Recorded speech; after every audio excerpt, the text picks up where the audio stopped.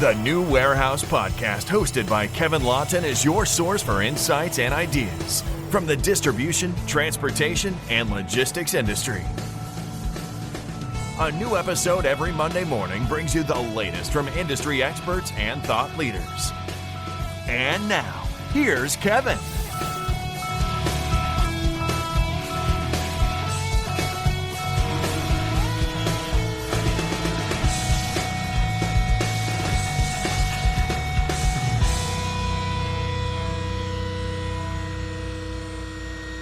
Hey, it's Kevin Lawton with the New Warehouse Podcast, bringing you a new episode today. And on today's episode, I have two guests with me. I'll be joined by Paul Driegen, who's the co-CEO and founder at PhD Solutions, and Dwain Browne, who's the product manager at PhD Solutions as well. And we're going to dive into PhD Solutions. We're going to hear a little bit about Paul's story as the founder and how they've kind of come into the industry, what they've been focused on, and how they're attacking dimensioning in the warehousing industry now as well. So Paul and Dwain, welcome to the show. How are you?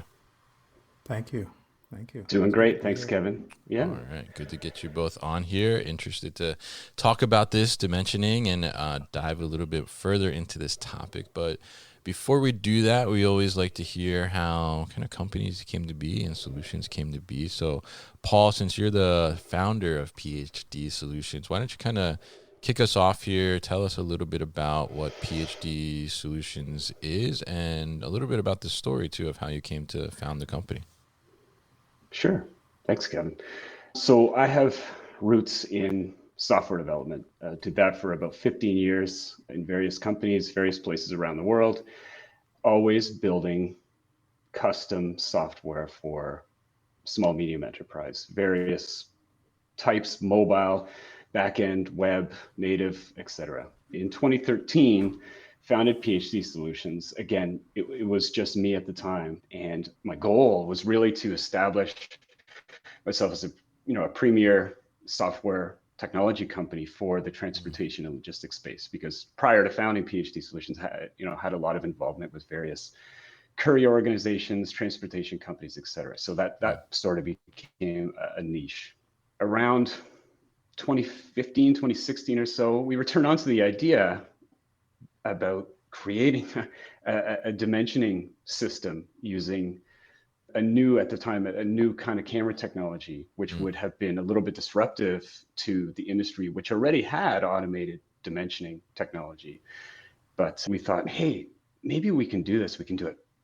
We can build something that's less expensive, simpler, and really, shake up the industry a little bit. Again, that was some time ago. But fast forward to today, almost 10 years later, we've finally managed to establish a product suite, and our goal at this point is to create a suite of superior dimensioning solutions that prioritize ease of use and integration in addition to the functionality itself. So we're able now to bring our software chops, because that's really kind of where we live, into and marry it with this hardware technology. Interesting. So yeah, and since that time, of course, I mentioned I started out in 2013 just as myself. Now we're a company of 15 full-time employees and contractors. A few years into it, a good friend and colleague, Jonathan Malda, had known him for many, many years. He came on as partner, so he's the other half of the co-CEO equation. And yeah, together we're moving this forward. Awesome, very nice. And I think that software is for the transportation and logistics industry, warehousing industry. Software is sometimes not thought about because it's somewhat invisible, I guess, in a sense you could say, right? But it is such a powerful tool to be able to enable a lot of the things that we do. And so I'm curious, how has, having that software background and now getting a little bit into the hardware side of the business with this dimensioning solution, how does that kind of, I guess, build off of each other, and how does that software understanding and background lead into, creating a better hardware solution at the end of the day? Yeah, that's a great question. And you're absolutely right about software not always being thought of in any industry, really, because at the end of the day, it's an expense. And there really needs to be a value proposition to invest in whatever technology is required in order to move the business forward. But nevertheless, in today's world, it's essential to have a smooth technology platform to run your business off of. But so originally the dimensioning idea, we were really attracted to it because, well, frankly, we're technology geeks, we're software people, we're technology people. We look at it as an engineering challenge. You go, you know what, that's really, really interesting. We want to see if we can do that. So, really quickly, we built a prototype in reasonably short order and thought, you know what, this might actually work. And well, there is a long story behind this, but at the end of the day, we managed to get our technology, our dimensioning technology embedded in some self-service kiosks for a company, Pure Later Courier, in Canada. And that's kind of how it was born. And we thought, you know what, we can take this technology and productize it. So we ended up finding some hardware partners who could manufacture hardware according to our specifications. And that's how this product line was born. But from the outset, we are a software company doing hardware, which is a little bit of a different approach, I think, from other players in the space who come at it from they're a hardware company. Yeah, they build great software that lives on the hardware for sure, but their niche is in the hardware side. And anything to do with taking this product and integrating it into a workflow as tightly as possible is something they tend not to get very involved in. They say, here's our product.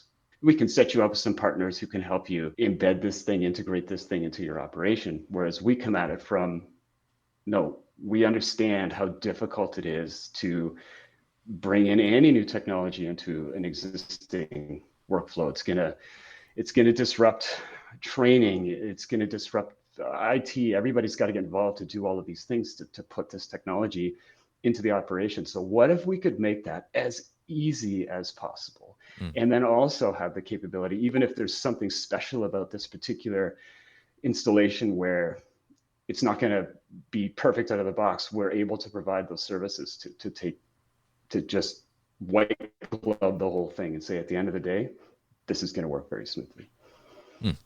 Very interesting there. And I think that is such an interesting point too, as well, where, a lot of companies are almost, I guess, hardware first, right? In a sense where, they've thought about, especially as we look at the warehousing industry. I mean, I think, the things that stands out, right? And, I mentioned software is kind of invisible, but the things that are visible is, the robotics or the automation, the actual equipment, but obviously everything behind that is being driven by software in a sense. So Dwain, I mean, you're a product manager, right? So I'm sure you think about this, leading with the software versus leading with hardware. So I'm curious your thoughts on that too.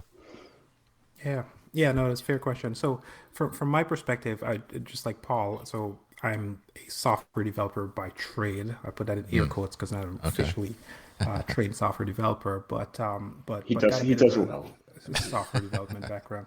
And the truth is that this was a really hard journey for us to kind of sort of make that transition, because being in the software world, you're accustomed to, deploying the software, you got a bug or whatever, you could just sort of like quickly redeploy something else. But when it comes to hardware, it's not that simple, right? So just the iteration of just trying to figure out the process and just figuring out the manufacturing and all the things that comes with it was just a really hard challenge for us to sort of take on. But like Paul said, we fast forward, a few years later, we've kind of conquered a lot of those challenges. And where we really shine now that we've sort of addressed those hardware challenges is that our competitors are still in the hardware space, not necessarily thinking about the software side of things. And that's where we feel like we have an advantage, because when we come to the table, we're coming with both hardware and the software sort of level of expertise. And that integration allows us to kind of move forward and just give our customers a more advantage in terms of implementation and that sort of deal.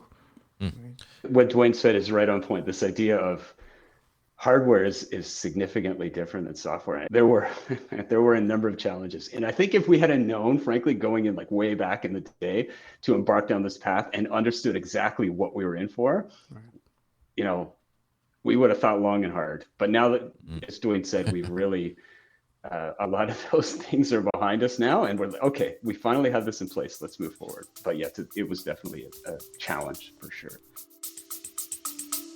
We'll be back after a quick break. I hope you're enjoying this episode. Do you want more warehouse content delivered to your inbox? Sign up for our new email series called Warehouse Wisdom Wednesday to get an educational series of emails on warehouse basics delivered directly to you every Wednesday morning. Find the sign up link in the show notes.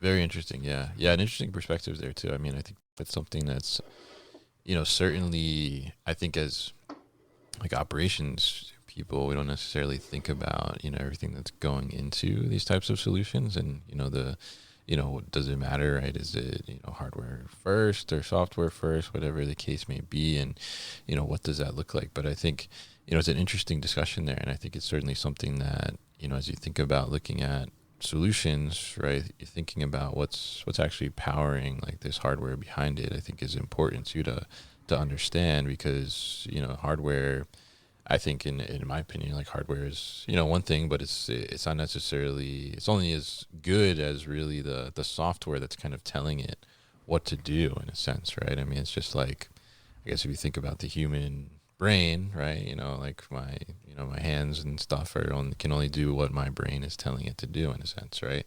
So, I think it's very interesting there. So now let's dive into this dimensioning, right? Because I guess first let's clarify here, right? Because, we have, if we look at an operation, warehousing, there's two different types of dimensioning, I would say, right? We have dimensioning that is like master data dimensioning, talking about, product dimensions of the product itself. And, that's like known data to us, right? Master data.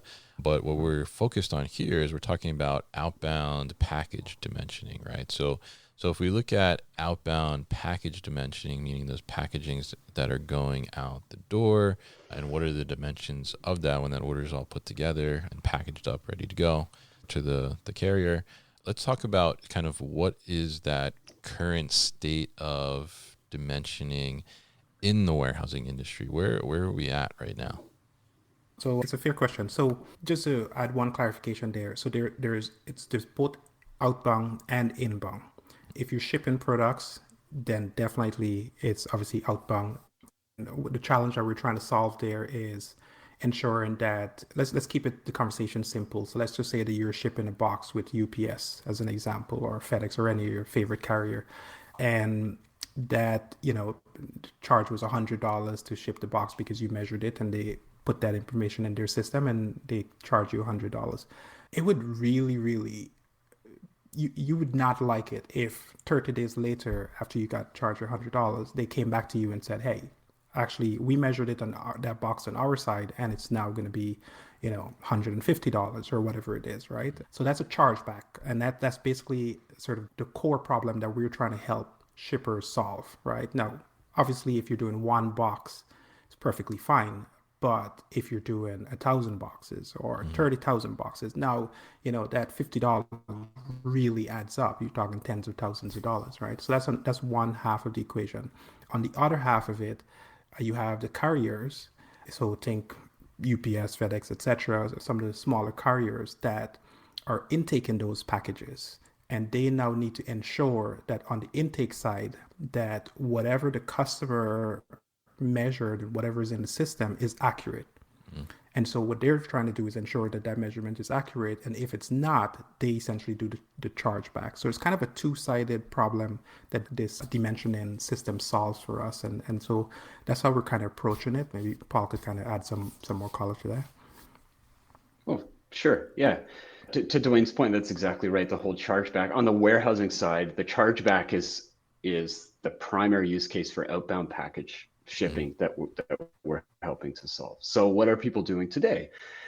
Well, it depends on the size of their operation, right? If they're quite small, they're shipping 50 or so units a day, maybe they're manually measuring, or maybe, as we've seen quite often, they have a set of predetermined box sizes. So they feel they don't need to dimension because, hey, I'm only shipping 3 different sizes of boxes. They're always size, and they're always weighing, of course, because the charge to ship a parcel is a function of weight and dimensions, called the dim weight, so to speak. And weighing is seen as kind of a no-brainer. Everybody's weighing things, but dimensioning is sometimes seen as less important. And for outbound shipping, again, it depends on the scale, the type of things you're shipping. It may be that, just having predetermined box size is fine. But nevertheless, even with predetermined box sizes, an operator still needs to choose from a list which box they Right. chose to use. Maybe they made a mistake. A dimensioner can take those mistakes away by simply measuring and go, oh, that's box size B, what have you, to eliminate, data entry errors. On a large scale, think Amazon, Walmart, or massive fulfillment centers, they likely are using a different kind of solution. Maybe it's, they have in-motion belts with curtains and very expensive cameras that are scanning barcodes and cubing everything as they're flying down these conveyors. That's a solution space we'd love to get into. We don't have something for that particular space right now, but that's on the higher end of things is what's happening already. Because at that scale, chargebacks could be just massive amounts of dollars. So it makes good financial sense to put a more sophisticated solution in place there. But I think there's another use case for warehousing, which is on the master data side. So in the warehouse management system, there is a product master, which contains information about the product, all the attributes of that product, color, size, what have you.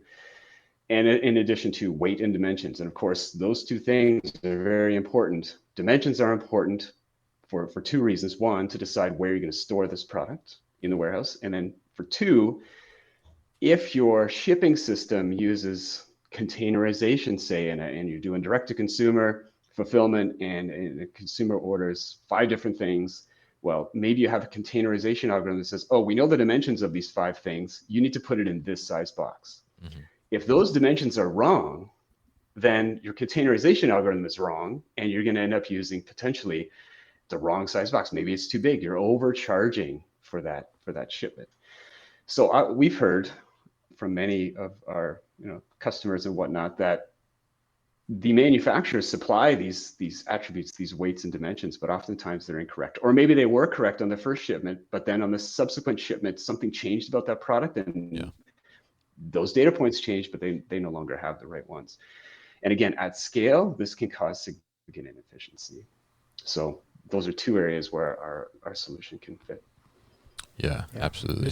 Just to add one more thing to that. So, as Paul mentioned, on the higher end side, there's lots of these more automated systems sort of in motion. And I just want to make it clear that what we're focused on is the static part of the dimensioning. So in other words, manually, a human being physically taking a box, putting it onto our dimensioner, scanning that in less than 400 milliseconds, and then taking it off the belt and putting it onto something else. So that's kind of the difference. And essentially what we're really doing is try to fill a gap in the market, right? There's lots of players on the high end that could solve the problem. So we're not necessarily, we're not reinventing the wheel. We just see that if you're doing, high volume package, you're doing in motion, there's already solutions on there. But to Paul's point, if you're on the lower end, you're doing 50, 100, 200 packages per day or something of the sort, there's just nothing that's filling that sort of market gap. And that's where our solution comes in, because it kind of fits that world where we can, help you to bring the efficiency to the business, but also allow you to innovate and get some of the benefits of that, but not necessarily at the cost and at the higher solution,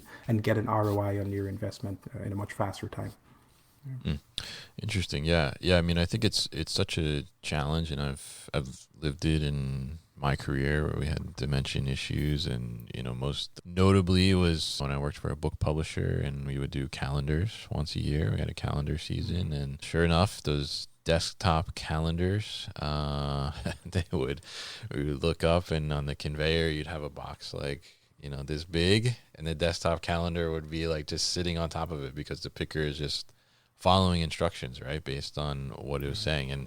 and we would always have an issue around that. So I mean, dimensions play a huge part because there's a ton of work that then needs to be done and doubled up, right, to fix that the box and then resolve that issue. But even now, as we get even more into automation and things of that nature, those dimensions of product become even more important, right? Because something like an ASRS system is looking to understand like what can actually fit in the tote, and if I'm not clearing the height of the tote, well, I'm going to create a jam. It's not going to be accepted into the system and rejected and go to the hospital lane or something like that. So there's a lot of things where maybe it's not top of mind, right, or thought about, but dimensions kind of like really rule the warehouse in a sense to be able to make that happen. And then obviously on the outbound side, as you mentioned there, Dwain, getting those chargebacks is certainly something we don't want to deal with, right? Because we don't want to pay extra unexpected money, and especially when you look at high volume operations, that adds up very, very quickly. So I guess tell us a little bit about what does kind of a before and after look like when we start to bring in these dimensioning solutions. What are people doing now if they don't have some type of hardware or software that's handling this? And then as they implement what you guys are offering, what does their operation look like after that? So the before and after. Yeah, I would have to take a hypothetical scenario here, I think, because every operation looks a little bit different and it depends what they're doing. But I'll just sort of piece together some scenario based on conversations that we've had and customers that we've helped. So a company ships apparel, they ship clothing, and that comes inbound, and the clothing comes, shirts come in a box, and there's 25, 30 shirts, however there are in a box. And, okay, they take that, they store it, then customers start buying this product and they buy a bunch of different shirts. And they have a very sophisticated system that containerizes the order and says, oh, you bought 5 shirts. Okay, it should go in this size box.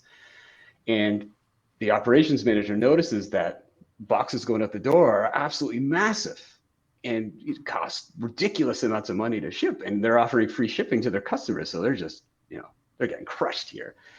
What's the problem? Well, challenge is that the folks doing the intake are saying in the product master that the dimensions of the shirt are as large as the container that came in with the 20 shirts in it. So their containerization algorithm is then going, oh yeah, okay, well that's a pretty big volume. We got to put a lot of shirts or a very large box to contain all these things. So that may be the one instance of a before picture. And obviously a dimensioner can help significantly with that if someone is simply cubing these bags of apparel as they come in and updating the product master. Now the containerization algorithm has correct data to make better decisions and obviously at the end of the day save the company significant amounts of money on shipping. Again, on the other side, on the chargeback side, a company is doing direct to consumer fulfillment and they have to ship the products in the container that the original manufacturer sent them in. They're not allowed to recontainerize things, for example. Again, relying on dimensions provided by the manufacturer, no problem. They got it. They use that to do a rate calculation. Oh, it's going to cost $30 to ship. It goes out and 30 days later, they get a bill for 35, 40, 50 bucks, some variance. The money's gone. They can't recoup it anymore because it's already shipped. It's done. They've collected the money from the customer, what have you. So it's simply lost revenue. Again, a double check at the fulfillment side before it goes out the door, before that rate is calculated, do a recalculation of those dimensions very quickly. And you're going to get accurate rates and cut those chargebacks down to hopefully zero in an ideal scenario. Now, companies are aware of this and they have various processes in place to try to mitigate it. Maybe somebody's sitting there with a tape measure, just making sure that everything's correct. And then they're keying in those dimensions right into their shipping system before they do the rate shopping. Did they key them in right? Probably, but they're distracted, stuff's going on. Maybe they fat fingered something and with incorrect values. So the after looks like predictable results as opposed to relying on other parties and hope that everything is correct. Interesting. Yeah. And did you mention earlier too about, how like maybe your shipper who's ever doing the packing is, manually selecting the box size and maybe they make a mistake there or something like that. I mean, when you implement like a dimensioning system like this, does that take away that manual step? Like, is that able to just be automatically integrated into like the WMS or whatever system they're using to confirm? Right. And that is a great question. And it segues a little bit into, the real value proposition I think that we offer. If you think about a product like this, and if you just distill it down to its core, it very quickly calculates the dimensions of something, obviously. But, we sort of said, okay, so what? The dimensions appear on the device has a small screen and the dimensions appear on there. And if we stop there, and if there's a scale, you'll also get the weight. Okay, great. So now you can read the dimensions and the weight. Again, great. What am I going to do with that information? Which is, the ultimate goal of this is that information now needs to be made useful somehow. So in order for it to be made useful, it needs to flow into something else that can consume it and use it to make operational decisions. And that again is where we feel our value proposition really kicks in. Is we have worked very hard to make that process as easy as possible. And, we thought of as many scenarios as we could. How can we make it so easy for some company, some WMS provider, some shipping system provider to automate the process of pulling these dimensions out of the device and into the platform where they ultimately need to go. So we sort of look at the device at the end of the day like a tool, like a barcode scanner, perhaps, where, there's a number of different barcode scanners on the market. At the end of the day, they all scan barcodes. They all scan them very well. Some of them have little features here and there that make them superior in certain cases. But at the end of the day, they all kind of do the same thing. The fact that they scan barcodes isn't important. It's what are you going to do with that barcode after you've scanned it? Yeah. And not to ding our competitors here for a bit, but just to kind of highlight some of the advantages that we have. But essentially, as Paul said, a lot of the stuff is just kind of sitting on the screen, and essentially the user still has to potentially even manually enter that back into a system. In some cases, they might provide you some sort of SDK or something that you'd have to then, sort of integrate with your solution. With our solution, it natively takes that data and could potentially put it out to the cloud, which is one of the solutions that we have. Optionally, if that information, you don't necessarily want it out in the cloud, it could stay on your local sort of whatever file system or whatever it is that you're using internally and route it to wherever you need, right? So that's where the real strength of PhD comes in, is because we're a software focused company.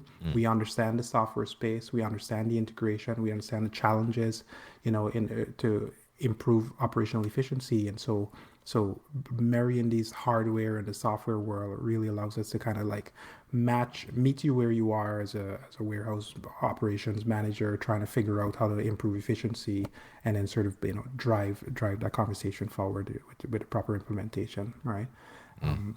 So yeah, and the reality is that if you're doing volume, the chances are of somebody that's manually doing a measurement, like they're going to make errors. That's just the reality of it. Like they will make errors. Some of the customers that we're talking to, they're seeing between 5 to 20% error rate. Right now, imagine if you're doing 30,000 packages in a day across multiple warehouses. That's a lot of money.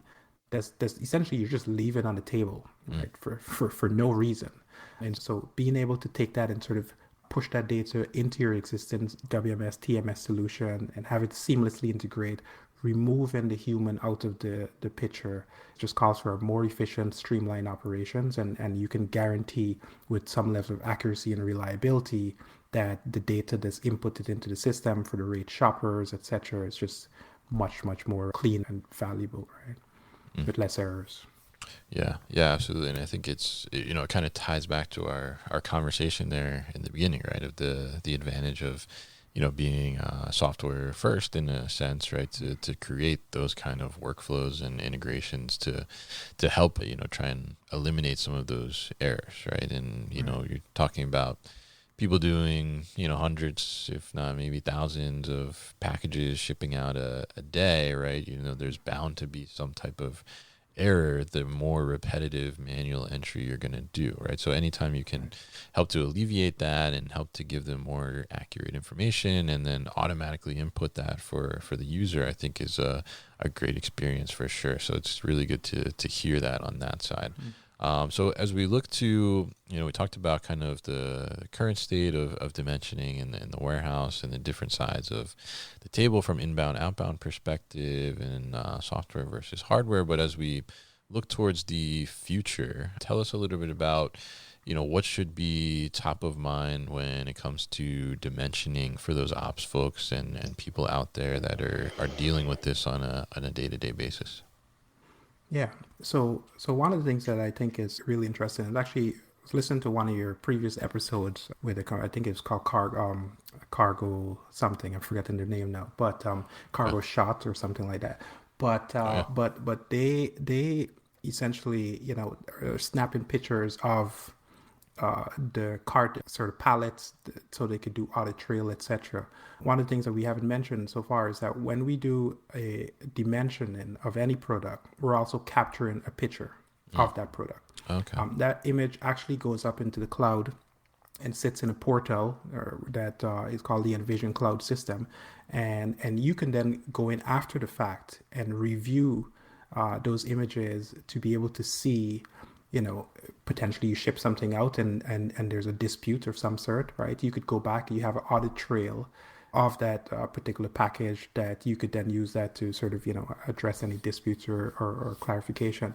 So there's huge advantage from that perspective. And again, this is where, moving into the software, we're really just taking a hardware solution, giving you the tools that you need, but then we're bringing your data into the cloud that you could now integrate with any other third-party solutions. Or also, you could do, AI is the new buzzword now, so you can run analysis on it to find anomaly detections in your packages or do, there's lots of stuff that you can do, and that's where we see the future is. Like a lot of these warehouses, as we know, are very old school. A lot of them are still using Excel and spreadsheet and stuff like that. And, frankly, if you wanted to push the data to Excel, we can. We wouldn't necessarily recommend that, but we can. We're a software company. We can do any single thing. But the reality is that most of these companies are now, because they're moving to the cloud, it allows us to provide sort of a foundation, a platform, right? If you're going to do any single thing with AI, you need data, and you need accurate data, and you need reliable data. And so that's basically sort of like that core platform that we're setting up to kind of set you up for success in the future. All right. Interesting. Paul, anything you want to add there?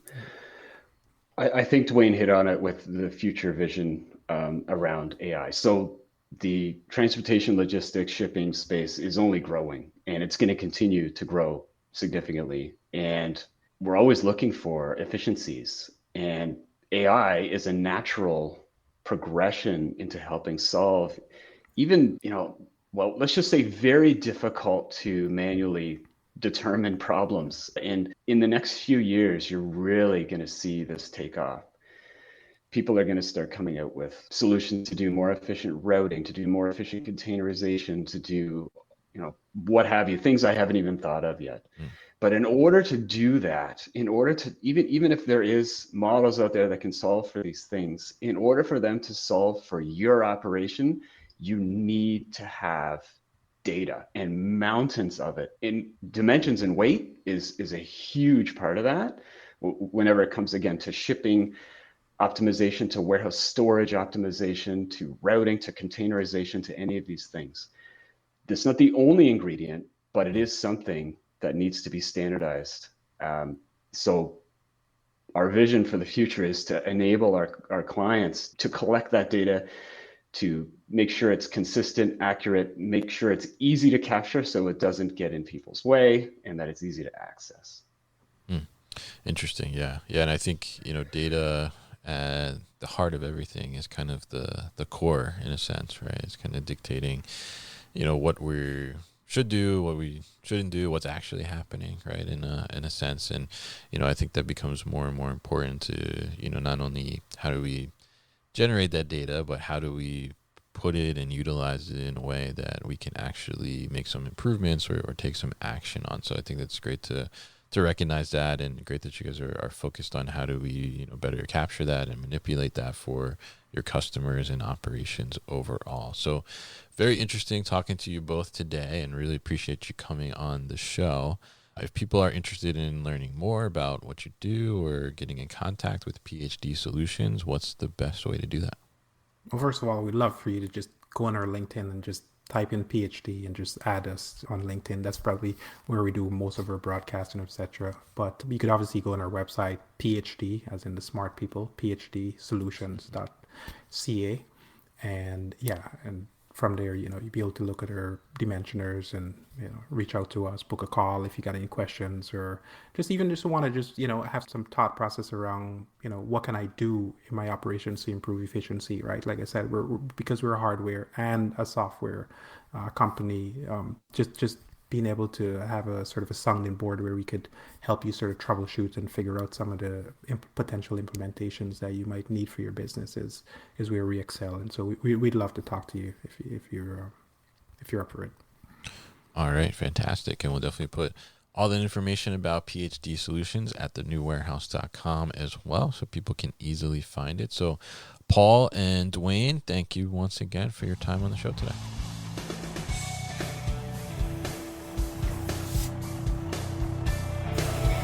You've been listening to the New Warehouse Podcast with Kevin Lawton. Subscribe and check us out online at thenewwarehouse.com.